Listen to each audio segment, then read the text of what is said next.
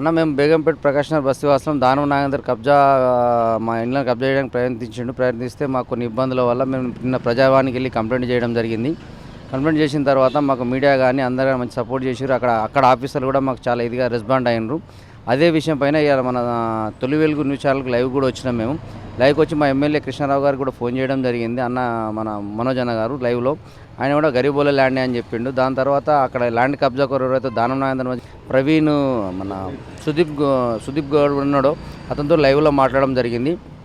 మేము ఇంత ప్రజావాణిలో పోయి కంప్లైంట్ ఇచ్చినా, ప్రగతి భవన్లో ఆడపోయి కంప్లైంట్ ఇచ్చినా, పోలీస్ స్టేషన్లో కంప్లైంట్ ఇచ్చినా, ఇన్ని రకాలుగా మాకు అందరూ సపోర్ట్ చేసినా కానీ ఏదైతే కబ్జా ఏదైతే సుదీప్ పటేల్ అంటే ఆయన ఉన్నాడో ఇంకా అయినా కానీ లైవ్లో కూడా మమ్మల్ని బెదిరిస్తూ ఉన్నాడు. ఇది చేస్తాం బెదిరిస్తాను. ఆయన ఆ లైవ్లో మాట్లాడిన తర్వాత పక్కకి రేవంత్ అన్న సీఎం గారి ఇంటికి వెళ్ళడం జరిగింది. సీఎం రేవంత్ రెడ్డి ఇంటి దగ్గరికి వెళ్ళడం జరిగింది. రేవంత్ రెడ్డి అన్న కూడా మేము కలిసి మా ఇబ్బందులను చెప్పుకోవడం జరిగింది. రేవంత్ రెడ్డి అన్న కూడా మాకు ఖచ్చితంగా న్యాయం చేస్తానన్నాడు. నా దృష్టికి వచ్చింది 100% మీకు న్యాయం చేస్తానన్నాడు. ఇప్పుడే సీఎం రేవంత్ రెడ్డి అని కలవడం జరిగింది. కలిసి మా బాధలన్నీ చెప్పుకోవడం జరిగింది. ఇట్లా దానం నాగేంద్ర అతని అనుచరులు మమ్మల్ని చాలా ఇబ్బందులకు గురి చేస్తారు, మాకు ప్రాణభయం ఉన్నదని రేవంత్ రెడ్డి అన్న కలిసి మేము విన్నపించుకోవడం జరిగింది.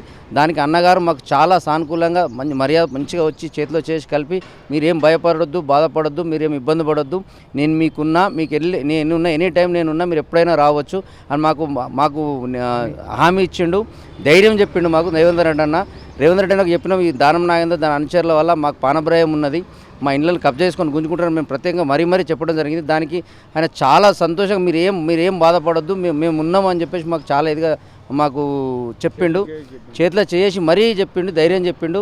దానికి రేవంత్ రెడ్డి అన్నకు చాలా రుణపడి ఉంటాం జీవితాంతం. ఆయన మాకు మంచిగా మా తరఫున చాలా ఇదిగా మాట్లాడిండు. మేము అసలు కలుస్తాడని అనుకోలే. మాకు అసలు ఎంత ఆనందంగా ఉందంటే సార్ కలవడం, కలిసి చేతిలో చేయించి మీ ప్రాబ్లం నేను సాల్వ్ చేస్తా అని చెప్పాడు. సార్ దండం పెడుతున్నా, మమ్మల్ని కాపాడండి సార్.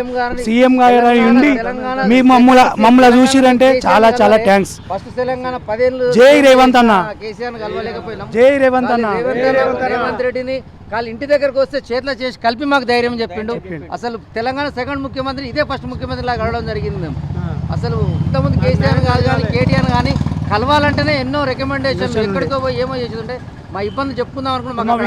కార్ దిగి మరి వచ్చి మా ఇబ్బంది ఇట్లా అనగానే ఆయన కారు దిగి మరి వచ్చి కలిసి మరి మమ్మల్ని కలవడం జరిగింది. దీనికి రేవంత్ రెడ్డి జీవితాంతం రుణపడి ఉంటాం మేము.